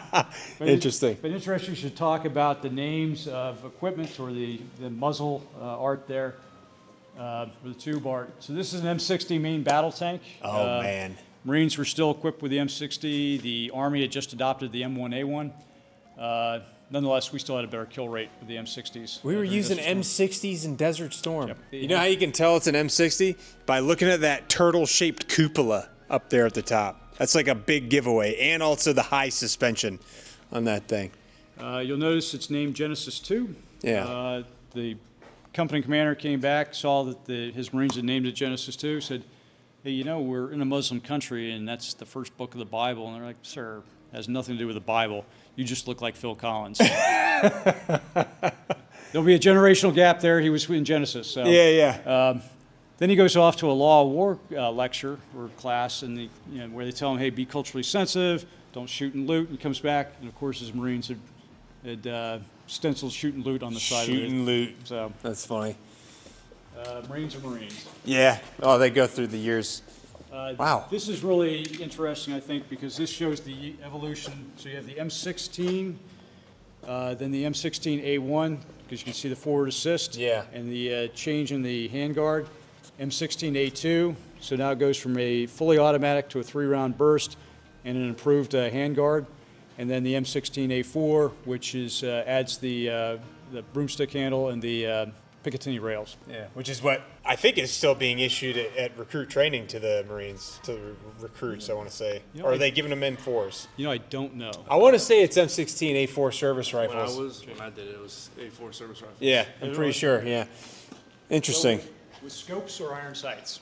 With RCOs. Yeah, the Trijicon Yeah. RCOs. So here, this represents Operation Uphold Democracy in Haiti. It is, we just want to remind folks we don't just kill people and break things. We actually do humanitarian operations. Yeah. Once again, you see the doc over there taking care of a young girl. And then I'm convinced this is a lieutenant because he's got a map in his hand and a dazed look on his face. This is an amphibious assault vehicle. It's been replaced by the amphibious combat vehicle. Yeah. The ACV. These are designed to come off the back of a ship. They're heavy, so they go underwater, they bob back up. Hopefully they bob back up. Yeah.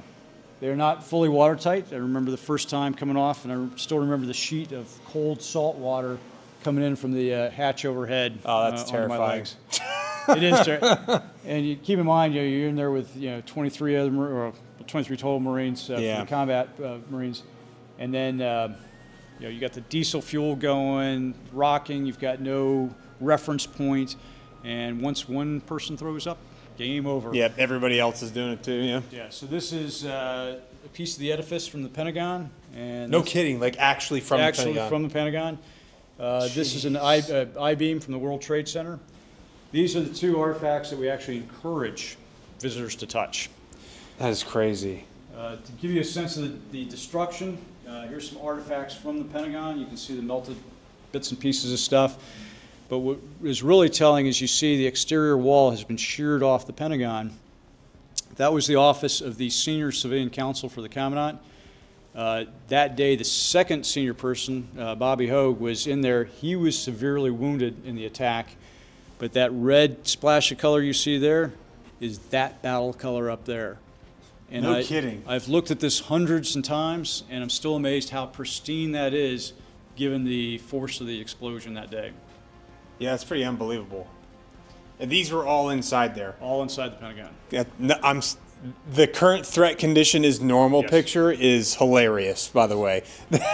Because everyone I know that works the Pentagon's always talking about, like, we're woefully unprepared and the world's ending tomorrow. So, like, that's funny to see that. These are the dress blues of Sergeant Major Curtin. He was a reserve sergeant major. His day job was with the New York Police Department. Oh, wow. And on 9/11, he did what you would expect a Marine, or frankly a police officer, to do, is he went into a building to rescue civilians. Unfortunately, the building collapsed, killing him. His body was recovered several days later. He was a sergeant major. Where was he in Desert Storm? Yes. Okay. Although interesting, I'm noticing that part of his ribbon device is off. Interesting. But that's how it was given to us. So. I got you. Oh, yeah, that one piece. Yeah, I see what you're saying, yeah. So you see the nose cone of an F-18 Hornet above here? Yeah. We chose to mount that particular aircraft there because on the day after 9/11, well, at the time it was assigned to a reserve squadron, it was flying armed combat patrols over Washington, D.C.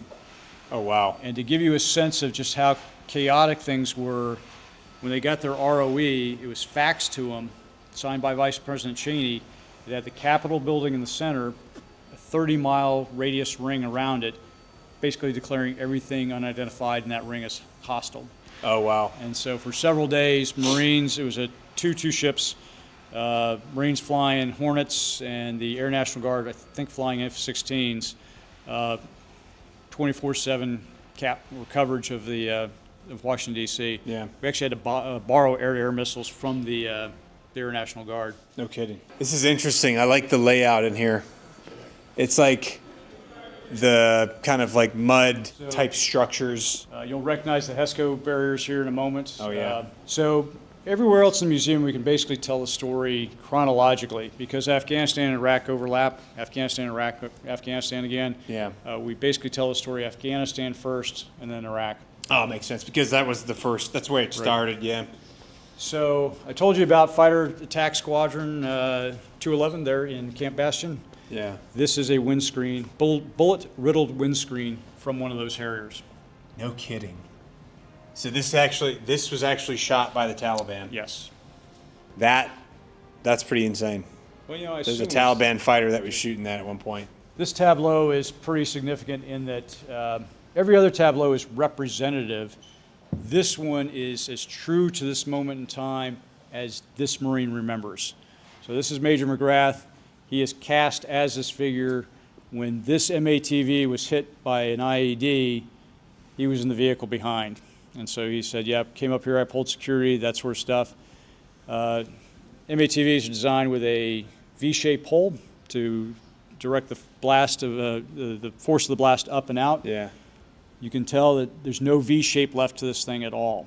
And this is the actual battle damage to this vehicle. Is this the actual vehicle? This is the actual vehicle. This is not a recreation. This is the vehicle. That's unbelievable.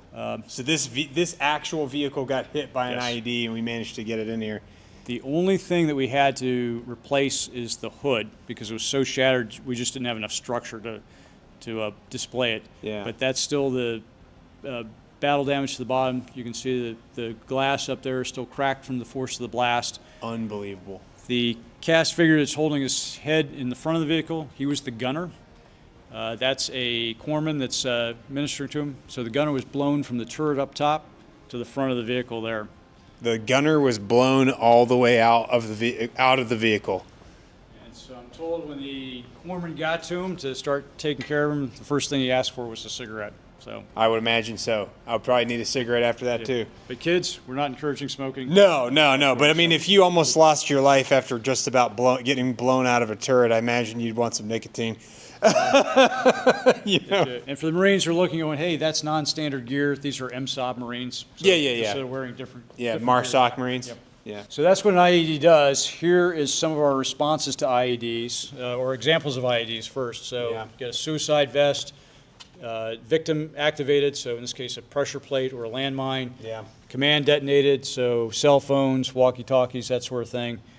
And then our means of countering it. So everything is low-tech as a Holly stick, named after Gunner Sergeant Holly, Yeah. who unfortunately was later killed by an IED, to something a little more high-tech, like a man-packable jammer, Yeah.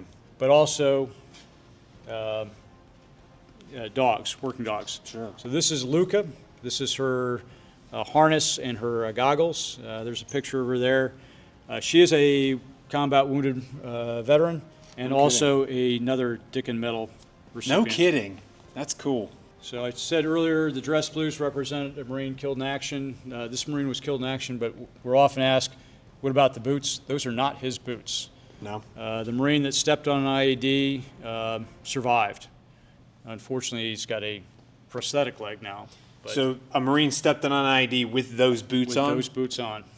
But not the same Not- Marine different- that the different- uniform belonged right, to, but still. right, different- I mean, obviously, like it totally, that Marine has a prosthetic. It's unbelievable that the front part of the boot is still intact at all, considering like. So, and IEDs are, this is part of a melted part of a Humvee. So Okay. it gives you a sense of, IEDs are not just, it's not just the shrapnel, it's the blast, it's the overpressure, it's concussion, it's also the burns. Yeah. And the burns are, in my mind, the most wicked, because we're so good at medevacing Marines, a lot of Marines survive that wouldn't have otherwise. Yeah. And so I actually had a Marine burned over 90% of his body. He lived, got him back to Brooke Army Medical Center. Unfortunately died 3 months later Yeah. of wounds, but you wouldn't have recognized him. Yeah. If I didn't know I was visiting, Lance Corporal Hugo Lopez, I would not have known it was him. Yeah. So these are the dress blues of Corporal Parcell. She was a lioness.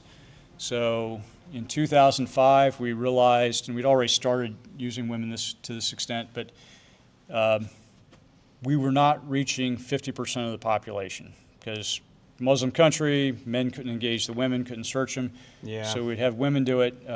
When we formalized the program in 2005, we called them lionesses in Iraq. That's like before the FET program, right? Right. When we went back to Afghanistan, we renamed them the FETs, the Female Engagement Teams. Yeah. I'm convinced there's some officer sporting a medal for renaming it. Yeah. Should have stuck with lioness. Yeah. But we almost never accept an artifact with a condition. This is an exception. So Corporal Parcell's mom insisted that she choose the photograph for her daughter because her daughter hated her boot camp photo. And so I never knew Corporal Parcell, but I have met several people who knew her and say that captures her personality. She was very outgoing, loved by all, that sort of thing. Was she? So she must have been a embark Marine because she's got the red patch. Yep. Interesting. And was she wounded and received the Purple Heart before she was killed in action? She was killed in action. So you'll see that these folks have Purple Hearts. It's a medal set posthumously. Yeah. Okay. These are the dress blues of Lance Corporal Terwisky. We wanted to capture the role of reserve Marines, and so unfortunately he was killed by an IED. We touched a little bit on the Marine Raiders, MARSOC, Civil Military Operations. Yeah. When we get over here, this orange glass gives you a sense of what it looked like in the middle of the day during the sandstorms. I mean, you literally could barely see in front of you, and it was this very fine, powdery sand that would just get into everything. Caused us to definitely slow down operations in some cases. There's a photo there that you can get a sense of it. During OYF. OIF-1, this is Yeah. during the march up. So here you have Marines doing what you expect Marines to do during their downtime. So catching some sleep, airing out his feet, cleaning his weapon, eating some Skittles out of his MRE. I hope never to eat another Skittle for the rest of my life. Yeah, with an M249, it looks like. But as they are kind of enjoying a little bit of downtime, you notice the sergeant remains alert and on watch. Yeah. And then I'll let you Gun figure turret. out what the Marine coming around the back of the LAV's up to. Oh, yeah. I can tell you right now, he made that into a makeshift porta-john, but there's no porta-john, so. Yeah, so he's got looks like a M240 up there in the turret, and this is a, what are they called? LAV. LAV. Yeah, so Light armored vehicle. light armored vehicles, In fact, reconnaissance vehicles. Now, what is this flag over here? so this flag was retrieved from a in Fallujah. In Fallujah. Fallujah. It had been featured as a backdrop for some of those videos, No kidding. and so when we uncovered it, there were two of them. One came to the museum. The other one, I think, is with 1st Marine Division. Yeah. Oh, okay. It's an Al Qaeda house banner. So that's an Al Qaeda banner. Right. Yeah. See, the thing is most people nowadays, they don't even know what Al Qaeda banners look like because the one that's been kind of like, I guess, immortalized, if you would say, is like the ISIS banner because it's very easy to identify. And like we saw something that looked like that in New Orleans recently. So this probably is going to hit home for especially guys that fought in OIF-1 specifically because Al Qaeda was like the main adversary, especially during like the insurgency. Yeah, this was actually captured during TUTAC-2. So, Oh, TUTAC-2? Yeah, so this was the second Battle of Fallujah. So we had Oh, okay, during the second battle, Battle of Fallujah. which is like the most bloody battle of Yes, Fallujah. Yeah, Yes. yeah. I've got a couple of friends that fought in that battle. That's 2003. No, 2004 Four? or 5. 4 or 5, Yeah, okay. we started in November and really extended through December, a little bit into the new year as well. Yeah. I was actually the XO Varsity 1 at the time. So No kidding. We had half the city and then later the whole city. Normally this is dark because represents a forward arming and refueling point. Okay. The animation actually has a helicopter refueling over here and then conducting airstrikes. But it gives you a sense of, this is the brightest I've seen it since before we opened. So It's interesting. I'm just not used to it this way. Yeah, by the way, they closed the museum, so we're here after hours right now. So we're very fortunate we're able to still continue this tour, finish this out. But So normally this is black light, black lit, and so you see the march up on this wall behind us. Okay. And it's fluorescent paint, so the routes really pop. But to orient you, north is to your right. If we'd oriented it north to the top, we'd probably have a lot of neck injuries in here. oh, okay. So that's north, Right. And that's why they have the Yes. this right here so that people can know. Crossed from Kuwait to into Iraq, town of Safwan, but Safwan Hill was the key terrain there. Pounded the snot out of that one. Yeah. The plan was we were to take the Rumalia oil fields in 96 hours, and our big, rehearsals. That's how we timed it out. Less than 36 hours, we already blown past that, and I still remember routing through the back of my Humvee trying to find the next map sheet. There's a lot of folks that either have recently gotten out or are potentially still serving that fought in some of these battles. Like, I know guys that fought in Al-Naziriyah, know personally. Obviously Baghdad, a lot of folks are there. A lot of stuff, a lot of history there. I mean, this is the newest section. I've never been in this before, so I would encourage anyone out there, especially if you fought in, Operation Iraqi Freedom or in the global war on terror, and you've never been back here for this new exhibit. I would highly encourage checking it out, especially when they're open, when everything will be much different than it is right now. But So everywhere in the museum, we use sight and sound to evoke emotion. what's in here? Here, this is actually a video screen. So Oh, it's not okay. that interest. So here you would see when it's running, basically we explain clear, hold, and build. So clear, hold, and build is you clear an area of the insurgents, you hold it to keep the insurgents from coming back in, and then you build. So once those conditions are set, the normal life can come back. You know, so, like building the local populace. yeah, so shops can open, people just get, life becomes normal. Yeah. Like I say, everywhere else we use sight and sound to evoke emotion. Here we add the sense of smell. So we actually have a scent cannon in there. But we also recognize that it can trigger veterans. So we have a warning here, basically giving folks a heads up of what's to come. Yeah. So we actually have a cut through for those who want to not go through. And we've actually had some veterans choose to not No go through. kidding. This, one of those very gaudy swords from the Iraqis would have. But what I really want to point out is the battle color behind here. So this was in the 1st Marines, the CO's office, and Colonel Nicholson had just taken command that day. Yeah. When a rocket hit, it severely wounded him, killed the communications officer, and so the blood you see on that battle color is his blood. No kidding. From the battalion commander? From the regimental commander. The regimental commander. Jesus. This is from a combat cameraman that was in Fallujah. So he was accompanying I think he was accompanying 1-3 at the time. But this is the flak jacket and rifle from Sergeant Rafael Peralta. He was with 1-3. He was helping clear a house. Unfortunately, he was struck in the head by friendly fire, but his last act was to sweep an enemy grenade underneath his body and absorb the blast and save his fellow Marines. Jeez. And so you can see the grenade shrapnel damage to his flak jacket there. Jeez. I was talking to his mom, his sister, who was with his mom, and she said, yes, he wrote something in there. And so I went back to the curators. We took a photo of it, but he had, in ballpoint pen in the back of the flak jacket, he wrote, God, my life is in your hands. Yeah. And so at least give her something there. Yeah. I'm not sure if that's closure or not. But. Yeah, there's a lot of those types of stories from those days. Oh, the Battle of Ramadi. Yep. This is like the big one that Jocko talks about all the time, 2006, because it was like a full-on insurgent city in 2006.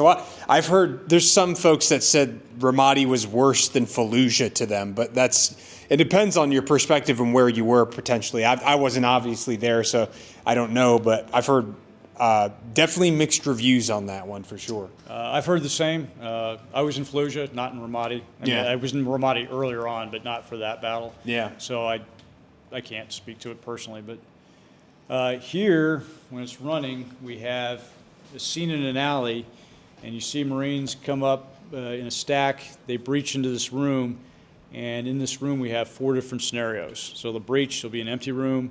Breach, they'll find a weapons cache. Breach, they'll find civilians. And then finally breach, and we'll actually start engaging insurgents and then engage them in the building. What we want to do is give folks a sense of combat in these conditions, but also that Marines react differently depending on what the situation is. And it has to be very quick reaction because you don't know what's on the other side of the door. And so when you kick it, it's like, what are you going to encounter? Yeah. And I like the decorum here. Yes. It's definitely very, hey, war-torn country. There's no, trash authority right now. Right. Like, it's a mess, yeah. The other thing that immediately struck me is the low-slung wires. In fact, I remember being even lower in some cases. Yeah. You can look in pictures of Syria right now and see the same thing. Okay. Just like that out there, just like not very good infrastructure, Obviously, we've done a lot of improving, and it's at least Iraq for sure. Okay. So in this case, elsewhere we do talk about chaplains. This is the first time we talk about mortuary affairs. And I got to tell you, I've got undying respect for these folks. These are all reservists, or they were reservists at the time. And it wasn't a mortuary affairs unit. It was a bunch of reservists that were cobbled together to do this. Yeah. We killed a lot of folks in Fallujah. Yeah. And what I'm very proud to say as a Marine, as an American, is they treated the enemy dead with the same dignity and respect as they treated the enemy dead. To include when they did a mass burial, they got an imam out there to consecrate the ground, be there for the burial, and then some ceremony afterwards as well. So, Chief Warrant Officer for Cheryl Eitz. Yep. She's an incredible woman. Still alive? Still alive. Okay. She was The reason she ended up there is because she was an MP by MOS. Really? But she'd gone to some Army mortuary affairs course at some point in her career, and they're like, well, you know what you're doing, so Perfect. go do it. Yeah, of course. I asked her about the PTSD aspect of it because, you got reservists, they mobilize, they do this horrific duty, and then they demob and they go back into civilian population. After seeing absolute horror. And they don't have the benefit of being with their fellow Marines to kind of talk it out, somebody who's got the shared experience and whatnot. Yeah. She was very proactive, and so early on she made it clear to her Marines, hey, I don't know what your breaking point is. You do. Yeah. So if you can't go out on a day, you tell me.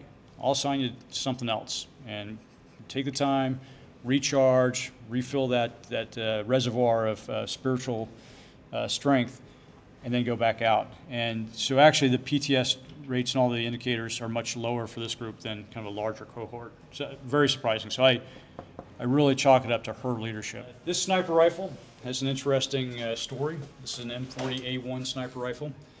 3.5 was in country in 2006. They were conducting counter-sniper, counter-IED operations. Dark Horse?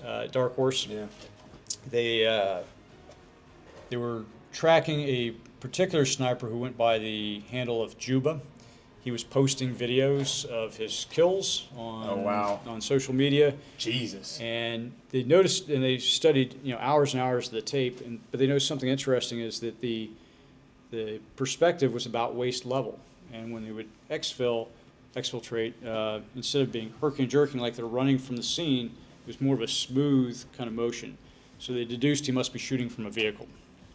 Oh, okay. So fast forward a little bit, they're conducting counter IED operations in this one case because there was some dead space where the insurgents would plant IEDs between two checkpoints. And so they've got a sniper position unbeknownst to anybody in the neighborhood. There's a Marine track over there. The sniper sees a vehicle pull up. The driver gets out, goes over to a chai shop, and he's watching, and something's just not quite right about this vehicle. And he thinks he's starting to kind of develop his essay. And he's like, yeah, I think this is the trigger man. So he gets on the radio, calls over the track, hey, button up, get out of there now. We think this is the trigger man. And then he sees a hand kind of fiddle with a Sony Handycam in the front. Develops enough the situation that he's authorized to take the shot. Yeah. He was hoping not to because he was still in the hide position. Sure. But he takes a shot, kills what turns out to be a sniper in there, and everybody goes crazy because nobody knew there was a sniper there. Yeah. And so the driver, by the sniper's account, nonchalantly comes out of the chai shop to get back in the vehicle, probably thinking it was his sniper that took the shot. Yeah. Another Marine engages, kills that guy, and now everything's getting even more crazy. And so they call the track back, hey, we need exfil time now. And so they go down there, they grab the camera, they grab the rifle, and get in the track and get out of there. He told me he reviewed the video later. The last clip or last bit of the video was the track buttoning up. No kidding. Yeah. And basically this guy was in Ramadi. He was taking out U.S. troops, and he was using a rifle that was captured. That's the rest of the story. So Okay. 2 years prior, 2-4 had a 4-man team on a rooftop. We had lost. I was actually in country at the time. I remember we lost comms with him. I wasn't with 2-4 though. But so they send out a patrol. They find the 4 Marines had been killed and the equipment gone. So when they read off the sniper rifle, they realized that they recaptured the sniper rifle from 2-4. Wow. Some things that are really also interesting about it. By the way, it was never put back in operation. No. It killed too much bad injury. It killed Marines, Yeah, too much bad Americans. juju. But that's not the original site. That's actually a Tasco site that has been welded on. So it is pretty clear that the original sniper, the American sniper that had it, did what they're supposed to do and probably destroyed the site before they were completely overrun. So that site that was put on there by whoever the insurgent was. Yeah, Juba or somebody like that. So Interesting. And talking to sniper, it's like I'm not even sure it's all that well aligned. Yeah, probably not. Since we're in Iraq, These are lionesses, and so they're engaging the civilian populace there. You know, she's kind of a less, weapon slung, but she remains at the alert here. Yeah. Just so you expect. What people may not notice, I talked about clear hold build earlier, is we have subtly changed the character of the city here, or the village. A lot of battle damage over there, shrapnel damage, spalling, whatnot. By the time you get here, you see less battle damage, and then you also see things coming back to normal a little bit. So a Marine engaging with a shopkeeper, with his Iraqi police counterpart there. And so, like I say, life's coming back to normal. He's not just glad-handing, he is trying to build trust, but he's also, hey, what's this guy selling? Is he selling washing machine timer or something that could be used for nefarious purposes? So Yeah. the last thing I'll show you as part of the galleries here is by January of 2005, we had established conditions such that the Iraqis felt secure enough to conduct national elections. And so even though there's still an active insurgency going on, they lined up in blocks-long lines behind concertina to cast their vote. This is actually a ballot from the October election. The January election was about 3 times as wide. No kidding. But they would go in and vote, and to ensure that they wouldn't vote again, they would stick their finger in this purple ink, which became really a badge of courage. Also made them targets for the insurgents. Because the insurgents were like targeting people who were working to support democracy. Yeah. Exactly. Yeah, of course. So every time I vote now and I get my little sticker, I'm like, when I've seen people actually, no kidding, risk their lives to vote. So. It takes a significant level of bravery. We have Iraq on the right-hand side, Afghanistan on the left hand. This is actually Abbey Gate. This is Captain Rafiq. Yeah. The IED was somewhere right about there. I'm told that because he could speak the local language, he would go out kind of by himself and then just gather folks to be evacuated out. Yeah. Yeah, that's, I would imagine a lot of folks that were at, that's a tough part of this whole thing, because you get the whole part of the tour and then you've got the evacuation. Yep. It's like, there's a lot of mixed emotions, so, but I'm glad that they finally completed this wing, because this is important, part of the history, I do like how they have the GP medium here right afterwards. Well, actually more of a SICUPS, but what we wanted to do is, what we want to do is we have what we call advanced organizers in most of the galleries. Yeah. So if you remember, you had the paper boy in World War I, because that's how you got your newspaper. Yeah. We have the Iron Curtain in the previous gallery, and it kind of talks about it. So here, what we want to do is use a briefing. So we have a lieutenant colonel giving basically a pre-deployment brief for his battalion. And there's a nice story behind that too, because our initial attempt was pretty bad. And so we got this guy to give the brief, did a phenomenal job. But the Marines are all extras. And our first attempt was out in California. And we used, except for the colonel and the sergeant major, we used actors. Yeah. And they weren't Marines. And so when they're like, not the same. Yeah, when they're like talking to each other, they're not busting their chops like Marines do. Right. And so these guys gelled right away. And pretty soon they're like, oh, yeah. But my favorite guy, you can't, obviously it's not running, but there's a Marine in the foreground on the left-hand side. And after about take number 5, he developed his own shtick. And his shtick was, he reaches down, pulls a can of Rip It, puts it on the desk in front of him, reaches down, grabs a spit bottle, not real spit. Yeah. Looks like spit bottle.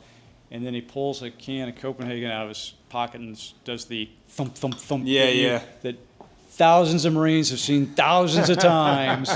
And it's just those little things that throughout the museum that add to the realism where Marines can really connect, whether it's the packing of the tobacco or the Rip It cans in the fob or the HESCO barriers.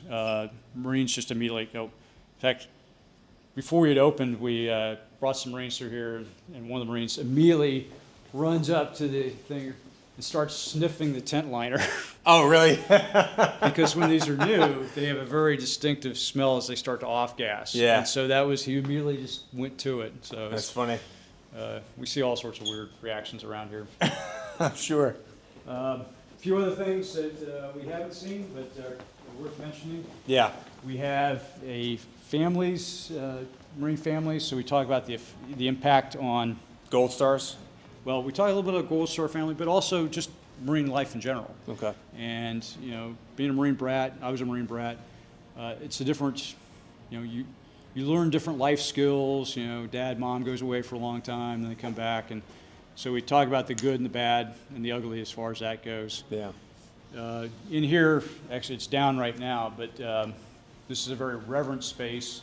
We show different, basically funerals, different versions, whether it be, Is this supposed to be this is supposed to be this way. Okay. So, I was like, did somebody break it? no, our problem is actually with the video screen. We have some bad panels, and Gotcha. you know, I made the decision it was just not respectful to have, for this exhibit to have, you know, Yeah. bad panels there. Yeah, yeah. It is the one exhibit that I will not go back into unless somebody's on fire. It's just, for me, it's that powerful. We also have Tun Tavern, which is a full-up restaurant Oh, upstairs? upstairs. Oh, okay. I didn't know there was a restaurant upstairs. And we serve beer and wine, which makes us better than the Army Museum because we sell alcohol here. And we also have Devil Dog Diner, so if you want a kind of more of a fast food, a cafeteria experience, we have that upstairs. Okay. That's all run by the Heritage Foundation. The Marine Corps Heritage Foundation.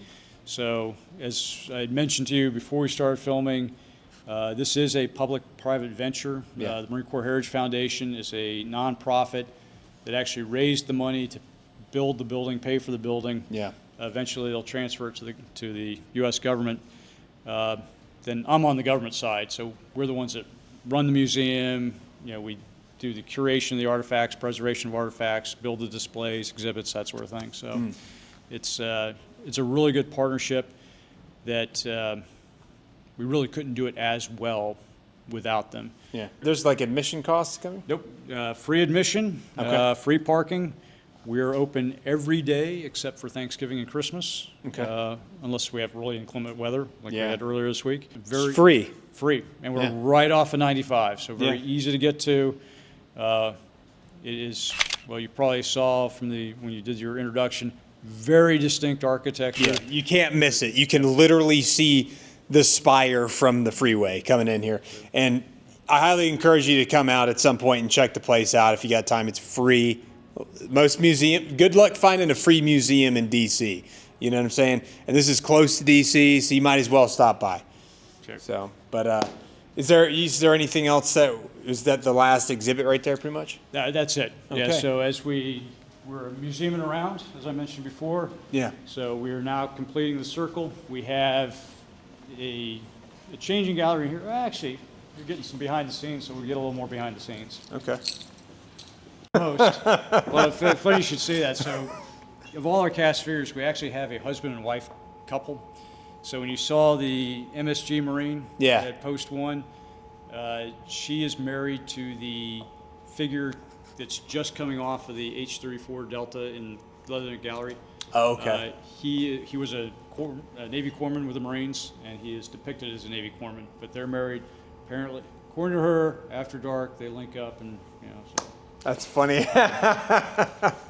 So this Good. will eventually become our changing gallery. That will allow us to bring in kind of temporary exhibits and whatnot.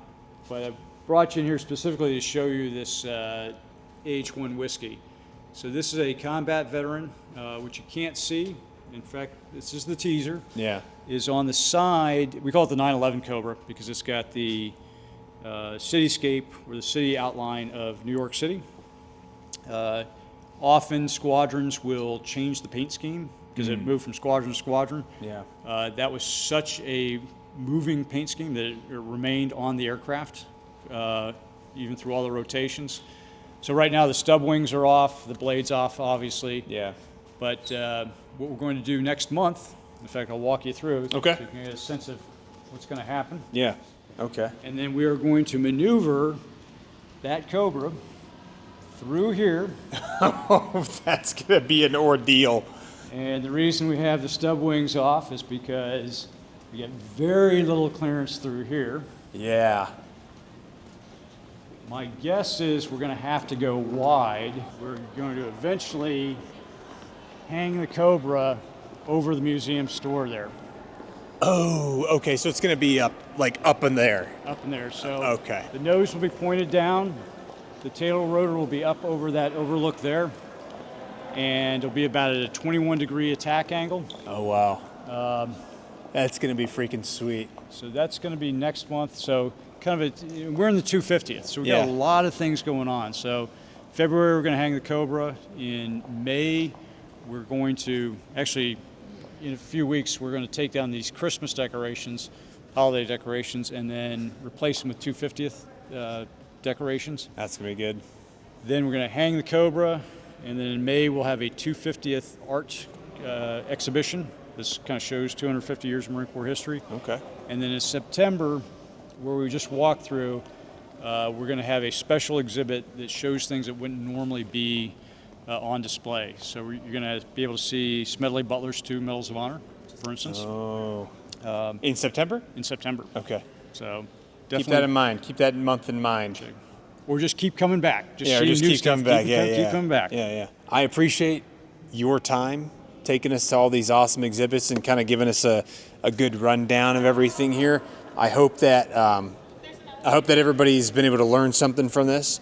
I think that this is a beneficial experience for anybody that likes history, or especially military history, and even more so Marine Corps history. Again, like he said, it's free. I highly encourage you guys to come check this place out. It is a amazing experience. Do you guys do guided tours here as well? We do that on request, yeah. On request, okay. And then there's also, like he said, there's a gift shop, there's restaurants, there's all kinds of stuff. And you can learn something about the Marine Corps and the rich history that the Marine Corps has, which that's one thing we do a really good job of, is documenting things and just things that we've done throughout our entire existence. So again, thank you so much for your time today. It means a lot, and I appreciate everything that you guys are doing to take care of this awesome place and make sure that other people are able to enjoy the same history that we were able to enjoy, have been able to. So thank you for helping spread the story. Yeah. So. Anyway, come to the Marine Corps Museum. Come check it out. It's free. When you have an opportunity, it's here in Quantico, Virginia, right off of I-95, right? Right. You can't miss it. There's literally a giant spike sticking up in the air. That thing right there, you can see it from the freeway. Check it out sometime. Anyway, I appreciate you guys watching, and we'll see you in the next video.